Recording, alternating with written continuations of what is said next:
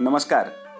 मराठी विभाग यशवंत महाविद्यालय नांदेड आणि कल्पक विद्यार्थी समूह यांच्या संयुक्त विद्यमाने आयोजित विद्यार्थ्यांसाठी साहित्य संकल्पनांचा परिचय करून देणाऱ्या या अभिनव उपक्रमात आपणा सर्वांचे मनपूर्वक स्वागत.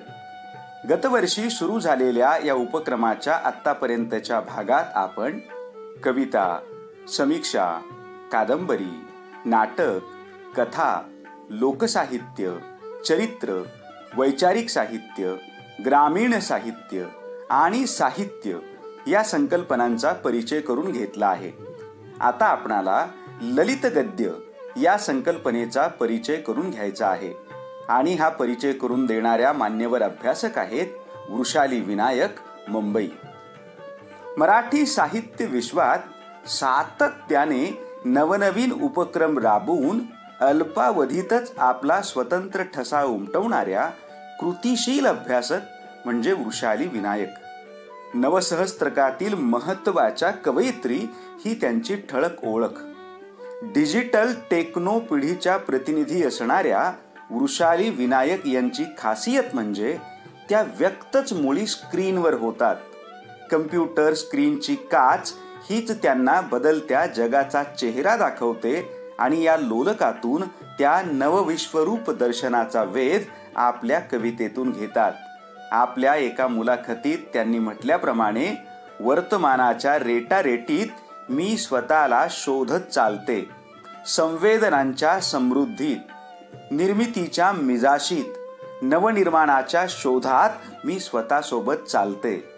भाषेचं बोट धरून स्वतःशी बोलत चालत. झिम्माड मस्तीत जगणारी त्यांच्यासारखी कवयित्री ललित गद्यावर देखील तितकेच मनस्वी प्रेम करते. ललित गद्यलेखन आणि त्याचा मूलभूत अभ्यास ही दोन्ही त्यांच्या आवडीची क्षेत्रे राहिलेली आहेत. म्हणूनच त्यांच्यासारख्या मान्यवर अभ्यासकाने 2 भागात केलेल्या या वेगळ्या मांडणीचे आपण हार्दिक स्वागत कराल अशी आमची अपेक्षा आहे. मराठी विभाग यशवंत महाविद्यालय नांदेड आणि कल्पक विद्यार्थी समूह यांच्या संयुक्त विद्यमाने विद्यार्थ्यांसाठी नेहमीच वेगवेगळे उपक्रम राबवले जातात. याआधी सुद्धा निमंत्रितांचं कविता वाचन आणि त्याचं विद्यार्थ्यांनी केलेलं रसग्रहण या उपक्रमात माझ्या कवितांचा समावेश होता. आणि आज परिचय साहित्य संकल्पनांचा या एका लक्षवेधी उपक्रमाचा एक भाग होत असल्याचा मला निश्चितच आनंद वाटतो. विद्यार्थ्यांसाठी सतत नवीन नवीन साहित्यिक उपक्रम राबवून त्यांच्यात साहित्याची आवड निर्माण करणारे, साहित्याप्रती ओढ निर्माण करणारे विद्यार्थी स्नेही प्राध्यापक विश्वाधर देशमुख यांच्या कल्पकतेचं आणि सगळ्यात महत्त्वाचं म्हणजे विद्यार्थ्यांप्रती असणाऱ्या त्यांच्या तळमळीचं खरंच कौतुक वाटतं. त्यासोबतच साहित्यविषयक या सगळ्या संकल्पनांना, उपक्रमांना यशस्वी करणारे देशमुख सरांचे सगळे साहित्यप्रेमी उपक्रमशील विद्यार्थी यांना माझ्याकडून मनापासून सदिच्छा. आजच्या व्याख्यानाच्या निमित्ताने पुन्हा एकदा कल्पक विद्यार्थी समूहात तुम्ही मला सहभागी करून घेतलत याबद्दल आरंभीच मी आयोजकांचे आभार मानते. विद्यार्थी मित्र मैत्रिणींनो, आजच्या व्याख्यानात आपण ललित गद्य या साहित्य प्रकाराचा परिचय करून घेणार आहोत. आता ललित गद्य म्हणजे नेमकं काय, त्याचं स्वरूप कसं आहे, ललित गद्याचा इतिहास आणि काही महत्त्वाचे ललित संग्रह, त्यांची वैशिष्ट्य, समीक्षकांनी ललित साहित्य प्रकार याविषयी नोंदवलेले त्यांचे अभिप्राय, या सगळ्याचाच आपण या निमित्ताने थोडक्यात आढावा घेणार आहोत. कसं आहे मित्रांनो, मी कोणी तत्त्वचिंतक नाही किंवा फार मोठी समीक्षकही नाही. साहित्य निर्मितीच्या प्रवाहात आणि त्यातही विशेष करून कवितेच्या स्वतःच्या अनुभवांना चाचपडत लेखणी समृद्ध करण्याचा माझासुद्धा प्रयत्न असतो. आणि त्यामुळे या प्रवासात असताना, या साहित्य प्रवासात असताना वेगवेगळ्या साहित्य प्रकारांवर विचार केला जातो, चिंतन केलं जातं, त्याचं निरीक्षण केलं जातं. त्यातीलच ललित गद्य या साहित्य प्रकाराविषयी असणारं एक साधारण निरीक्षण इथे नोंदवते. आता साहित्य प्रकाराची संकल्पना ज्या वेळेला आपल्याला तपासायची असते ना, तर तेव्हा त्याची सैद्धांतिक किंवा तात्विक बाजू सगळ्यात आधी आपल्याला तपासावी लागते. त्याचप्रमाणे त्या साहित्य प्रकाराची ऐतिहासिकता किंवा त्या साहित्य प्रकाराची परंपरा ती सुद्धा तितकीच महत्त्वाची असते. कारण कसं आहे, अमुक एक साहित्य प्रकाराचा आकृतिबंध जरी ठरलेला असला ना, तरी काळाच्या टप्प्यावर त्यात अनेक बदल होत असतात. आशय आणि आविष्कार यातील बदल काळाच्या गतीसोबत लक्षात घेणंही तितकंच महत्त्वाचं आहे. आज ललित गद्य म्हणून आपण ज्याचा विचार करतोय, त्या साहित्य प्रकाराचा उगम हा 19व्या शतकातल्या निबंध वाङ्मयात आहे. मुळात मित्रांनो, निबंध हा मराठीत आला तोच इंग्रजीतून. म्हणजे मराठीत निबंधाचं अस्तित्व आलं ते इंग्रजीतून. मॉन्टेन असेल, बेकन असेल, ॲडिसन असेल, ही इंग्रजीतली काही निबंधकारांची महत्त्वाची नावं आहेत. म्हणजे साधारणतः 150 वर्षांच्या या काळात रुजलेला आणि लोकप्रिय झालेला हा वाङ्मय प्रकार आहे. त्यामुळे इंग्रजीतून आलेला, म्हणजे खरं तर इंग्रजीतून जो निबंध प्रकार आला, इथे रुजला, तर त्याचं आरंभीचं स्वरूप हे वैचारिक होतं. त्यामुळे मग वैचारिक निबंधापासून ते आज अगदी समाज माध्यमांवर प्रकाशित होणाऱ्या वेगवेगळ्या पोस्ट, विचार प्रकट करणारे लहान लहान तुकडे, म्हणजे आपण सगळेच समाज माध्यमांवर आहोत, वेगवेगळ्या विचारांचं प्रकटीकरण करणारे छोटे मोठे तुकडे आपण वाचत असतो. मग आपण अगदी वैचारिक निबंधापासून ते थेट आजच्या या सोशल मीडियावर फिरणाऱ्या समजा वेगवेगळ्या पोस्टपर्यंत जरी आपण विचार केलात, तर किती मोठा पट, किती विस्तारित रूप आहे हे आपल्याला लक्षात घ्यावं लागेल. आणि म्हणून मग आजच्या ललित गद्याच्या रूपबंधाचा जेव्हा आपल्याला शोध घ्यायचा असतो, तेव्हा त्याची सैद्धांतिक रचना कशी आहे आणि त्याची ऐतिहासिकता कशी आहे, हे सुद्धा आपल्याला समांतररित्या बघणं आवश्यक ठरतं. कसं आहे मित्रांनो, कुठलाही रचना प्रकार आधी स्वतःचं व्यवच्छेदक लक्षण किंवा वैशिष्ट्य निश्चित करतो आणि मग तो अस्तित्वात येतो असं सहसा होत नाही. त्या साहित्य प्रकाराच्या म्हणून असणाऱ्या गुणांचा किंवा वैशिष्ट्यांचा समावेश त्यात असतो. जसजसा त्याच्या अनुभव विश्वाचा कोलाज समोर येतो, तसतसा त्याचा आकृतिबंध तयार होत असतो. ललित गद्याच्या बाबतीत काय झालं, तर आधी त्याची वैशिष्ट्य सांगितली गेली आणि मग त्या स्वरूपामध्ये लेखन केलं गेलं. हे नेमकं काय स्वरूपाचं होतं ना, तर ते आपल्याला बघायचं आहे. तर सगळ्यात आधी आपण जे ललित म्हणतोय, तर त्या ललितचा नेमका अर्थ काय आहे हे आधी आपल्याला जाणून घेतलं पाहिजे. तर ललित म्हणजे लालित्यपूर्ण, म्हणजे कसं, तर सौंदर्यपूर्ण. आता ललित गद्य हा साहित्य प्रकार कथा आणि कविता या दोघांच्या गुणांना आपल्यात सामावून घेणारा असा साहित्य प्रकार आहे. कथेपासून थोडासा दूर झालेला आणि कवितेच्या अगदी जवळ जाणारा असा हा साहित्य प्रकार. ललित लेख आणि कविता हे दोन साहित्य प्रकार मला अगदी भावंडांसारखे वाटत आलेत. कविता कधी अगदी तरल, अल्लड, तर कधी धीरगंभीर, पोक्त अशी असते. ललित लेख काय करतो, तर या दोहोंचा समन्वय साधत असतो. कविता अनेकार्थ सुचवत आशयाला आणखी व्यापक करत असते, तर ललित लेख अनेक नवनव्या विषयांना प्रकाशात आणत असतो. खरं तर ललित गद्याला कुठल्याच विषयाचं बंधन नसतं. कथा आणि कविता या दोघांचं रसायन स्वतःत भिनवून प्रकट होणारा असा हा साहित्य प्रकार आहे असं मला वाटतं. पाश्चात्य समीक्षा विचारांच्या आधारे मराठीतील ज्येष्ठ समीक्षक मिलिंद मालशे यांनी वाङ्मय प्रकाराचं वर्गीकरण करताना कराराची संकल्पना सांगितली. यातला सांगण्याचा म्हणजे कथनाचा करार आणि कवितेचा भावविण्याचा करार या दोघांचं मिश्रण या ललित गद्यात असल्याचं दिसतं. मित्रांनो, अगदी विष्णू शास्त्री चिपळूणकरांच्या निबंधमालेपासून ते आज मुक्तशैलीत लिहिलं जाणारं जे गद्य आहे, या प्रवासात वेगवेगळ्या टप्प्यावरची स्थित्यंतरं स्वीकारत आज ललित गद्याच्या अगदी या विस्तारित रूपापर्यंत आपण येऊन पोचलोय. ललित गद्याकडे जेव्हा साहित्य प्रकार म्हणून आपण बघतो ना, तर सगळ्यात आधी ना त्याची व्यापकता काय आहे हे आधी लक्षात घ्यावं लागेल. म्हणजे साहित्य प्रकार म्हणून जसं विषयाचं या ललित गद्याने काही बंधन स्वीकारलं नाही, या लेखनाने काही बंधन स्वीकारलेलं नाही, त्यासोबतच अनेक रचनांना स्वतःत सामावून सुद्धा घेतले.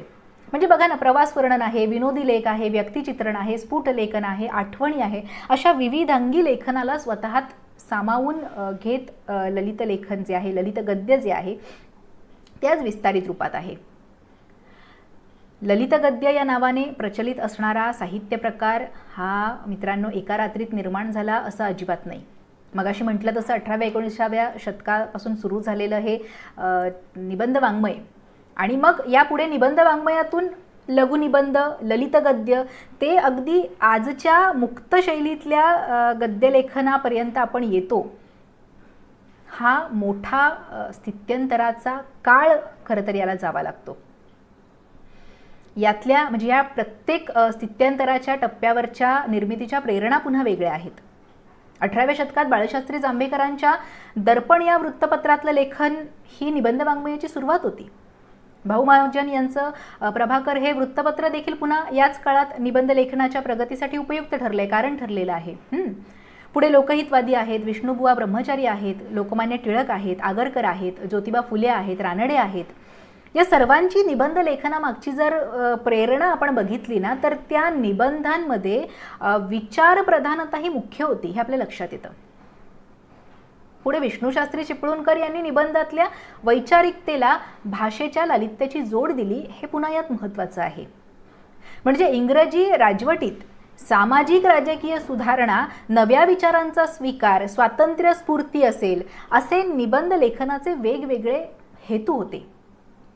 पुन्हा निबंधकारांच्या लेखनशैलीनुसार त्यात वेगळेपणा आहेच, ती वेगळी बाब आहे. परंतु या निबंधांमध्ये असणारा जो विचार किंवा विचारप्रधानता जी आहे किंवा समाज उन्नतीची आस आहे, प्रबोधनपरता आहे, तर असा जो निबंधातला सूर आरंभीला जो दिसत होता तो मग हळूहळू लालित्यामध्ये अगदी सहजपणे मिसळून गेला. वैचारिक निबंध आणि लघुनिबंध यात मग अगदी पुसटशी सीमारेषा राहिली असं म्हटलं तर काही हरकत नाही. किंबहुना राहिली म्हटल्यापेक्षा ते दोघे एकमेकांमध्ये मग सहज मिसळून गेले. म्हणजे तुमच्या लक्षात आलं असेल की वैचारिक निबंधाला लालित्याची जोड मिळाली आणि मग या वृत्तपत्रीय लेखनाचं पुढे लघु निबंधात रूपांतर झालं. म्हणजे आजच्या मुक्त शैलीतल्या गद्याचा जो चेहरा आपल्याला दिसतोय ना, तर त्याचं पूर्वरूप आपल्याला या लघुनिबंधाच्या वाटचालीमध्ये शोधावं लागतं किंवा शोधता येतं. वैचारिक निबंधापासून मग लघुनिबंधाकडे येत असताना एक गोष्ट प्रामुख्याने आपल्याला इथे लक्षात घेतली पाहिजे, ती म्हणजे वैचारिक निबंधामध्ये केंद्रभूत असणारं समाजचिंतन, विचार. समाजचिंतन हळूहळू मग पुढे बदलत जाऊन त्या लेखकाचं अथवा त्या मीचं जे पृथक अस्तित्व आहे ते हळूहळू मग समोर येऊ लागलं. एखाद्या वस्तूच्या, व्यक्तीच्या, विचारांच्या, चिंतन मननाच्या किंवा एखाद्या भावावस्थेच्या, भावस्थितीच्या आंदोलनाचा एक तुकडा किंवा त्या तुकड्यांची एक साखळी मीच्या अनुषंगाने मग समोर यायला लागली. म्हणजेच वैचारिकता हे जसं गंभीर निबंधाचं मूलभूत तत्व होतं, तसंच लालित्य हा मग लघुनिबंधाचा पुढे प्राण बनला. आता या लघुनिबंधात 3 महत्त्वाचे लेखक आहेत. तसे बऱ्याच जणांनी लेखन केलेलं आहे, परंतु काळाची मर्यादा, वेळेची मर्यादा आपल्याला आहे, त्याच्यामुळे आपल्याला सगळ्यांचेच उल्लेख इथे करता येणार नाही आहेत. पण या लघुनिबंधात जेव्हा आपण 3 महत्त्वाचे लेखक म्हणतो तर कुठले लेखक आहेत ते? रत्नाकर मासिकासाठी नासी फडके यांनी गुजगोष्टी या नावाने स्फुटलेखन केले, बरोबर आहे. पुढे वैनतेयमध्ये वि. स. खांडेकरांनी आत्मनिबंध म्हणून आपल्या स्फुटलेखनाला सुरुवात केली आणि मग अनंत काणेकरांनी आपल्या लेखांना लघुलेख असं म्हटलेलं आहे. याआधी ज्या मीचा आपण उल्लेख केला की नाही, त्याचं प्रतिबिंब या लेखकांच्या लेखनामध्ये उमटू लागलं होतं. लघुनिबंधाच्या या महत्त्वपूर्ण वाटचालीमध्ये फडके, खांडेकर आणि काणेकर यांचे उल्लेख आपल्याला प्रामुख्याने करावेच लागतात. नासी फडके यांनी लघु निबंधाचं तंत्र सांगितलं आणि मग त्याप्रमाणे लेखन केलं. त्यांनी गुजगोष्टी लिहिल्या. आता या गुजगोष्टी कशा आहेत, म्हणजे काय आहे गुजगोष्टी म्हणजे? तर मित्राशी केलेलं हितगुज, पत्रातून केलेल्या गप्पा, काही आठवणी, किस्से सांगितलेले आहेत. आणि मग हे करत असताना अनपेक्षित शेवट त्यांनी योजलेला आहे. यासोबतच महत्त्वाचं वैशिष्ट्य म्हणजे काव्यमय भाषेचा वापर त्यांनी केला आहे. हे लघुनिबंधाचं स्वरूप होतं फडक्यांच्या.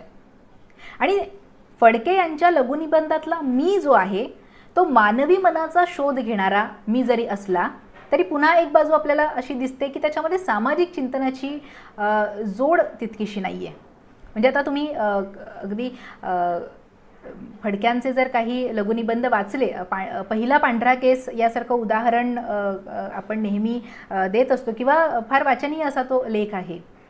म्हणजे वाचकांना स्वतःकडे ओढून घेण्याची जी फडकेंच्या लेखनातली प्रवृत्ती होती की नाही, तर त्याचं एक छान उदाहरण म्हणून आपल्याला हे सांगता येतं.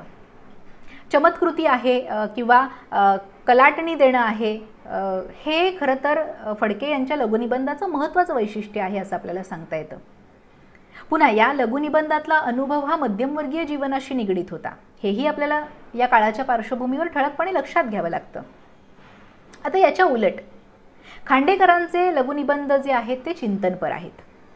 खांडेकरांच्या लघुनिबंधामधला मी हा आदर्श शोधणारा आहे किंवा आदर्शोन्मुख आहे असं आपल्याला दिसतं. या मीने समाज भाष्य केलेलं आहे.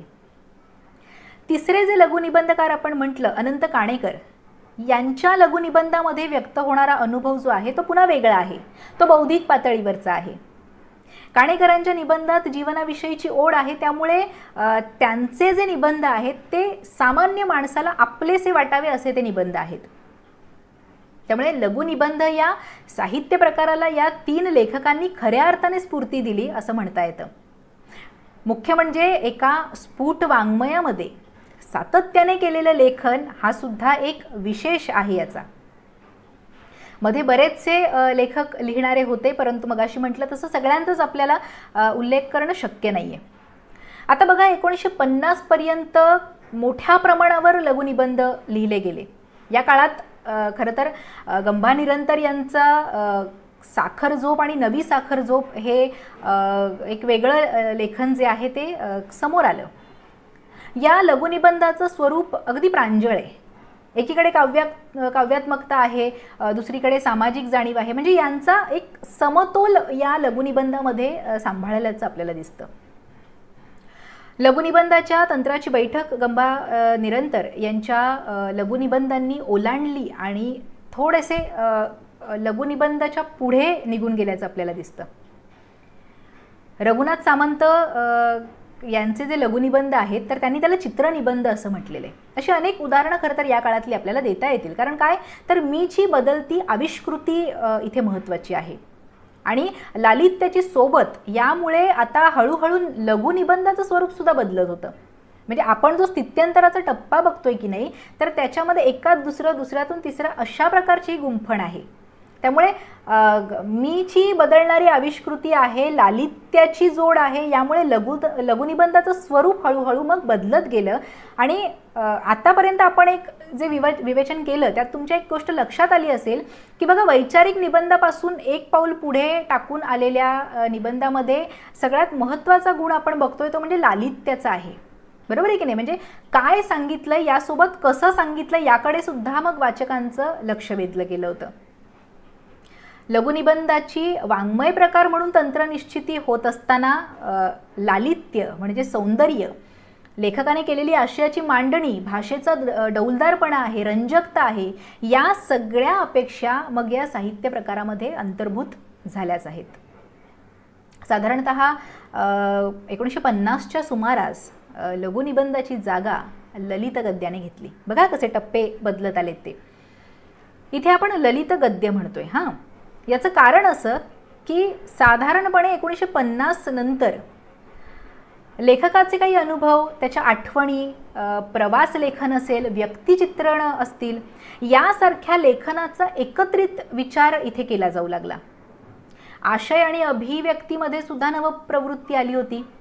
1945चा सुमार आहे. 1945 मधली नवकथा आहे, नवकादंबरी आहे, नवटीका या काळातली आहे. बरोबर आहे. त्यामुळे जुने साहित्य प्रकार हळूहळू कात टाकत होते. साहित्याकडे बघण्याचा दृष्टिकोन नवा होत होता. आणि यात आणखी एक महत्त्वाचा मुद्दा असा आहे की आत्माविष्काराला या काळामध्ये अनन्यसाधारण महत्त्व आलेलं होतं.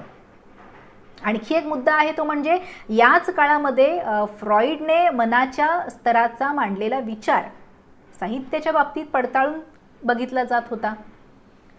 बघा मित्रांनो, आपण ज्या काळातल्या ललित गद्याविषयी बोलतोय की नाही, तर त्या काळाची पार्श्वभूमी सुद्धा आपल्याला लक्षात घ्यावी लागेल. हा स्वातंत्र्याच्या धामधुमीचा काळ आहे. व्यक्ती स्वातंत्र्य इथे आलेलं आहे.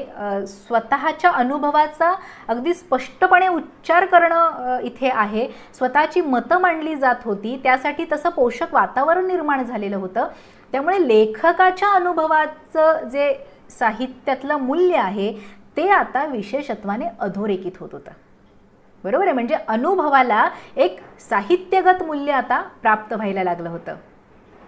जुन्या काळात लिहिणारे लेखक या कालखंडात सुद्धा लेखन करत होतेच. एक गोष्ट लक्षात घेतली पाहिजे की वाङ्मय प्रकारची संकल्पना आणि ऐतिहासिक स्थित्यंतरं याचा सरळ एका रेषेत आपल्याला कधीच विचार करता येत नाही. कारण वाङ्मय प्रकार सरळ रेषेत विकसित झाला आणि अशा प्रकारचा एकाच एक गणितीय निष्कर्ष काढला असा म्हणता येत नाही आपल्याला. कारण दर पुढच्या पायरीवर जात असताना मागची वा पुढची पायरी एकमेकांशी जोडलेली असते. त्यांचे एकमेकांचे संबंध हे दृढ असतात, हे आपल्याला गृहीतच धरावं लागतं. त्यामुळे ललित गद्याच्या या पहिल्या टप्प्यावर म्हणजेच साधारणपणे आपण 1945-50 ते 75चा जर काळ आपण बघितला तर या काळामध्ये ललित गद्य लिहिणारे फार महत्त्वाचे लेखक इथे आहेत आणि अत्यंत महत्त्वाची ललित लेखांची निर्मिती या काळातली आहे. कुसुमावती देशपांडे आहेत, इरावती कर्वे आहेत, दुर्गा भागवत आहेत, माधव अस्वल आहेत, करंदीकर आहेत, श्रीनिवास कुलकर्णी आहेत. यांच्या ललित गद्य लेखनाने एक महत्त्वाचा ठसा मराठी साहित्यामध्ये उमटवला आहे.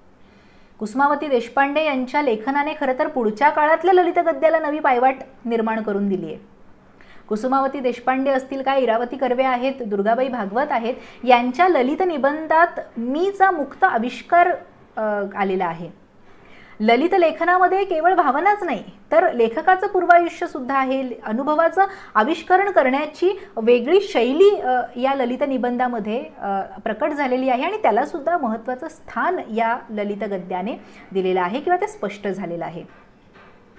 करंदीकरांच्या ललित गद्याचा जर विचार केला ना तर त्यातला मी जो आहे तर त्या मीच्या विचारांना आणि त्या मीने केलेल्या चिंतनाला ना काव्यात्म पातळीवर मांडलेलं आहे. करंदीकरांचे ललित निबंध जरूर वाचा. त्यासोबतच मंगेश पाडगावकर सुद्धा लिहिणारे होते. अगदी निंबोणीच्या झाडामागे सारखा त्यांचा ललित लेखसंग्रह आहे. त्याच्यातूनही त्यांचं कविमन व्यक्त झालेलं आहे.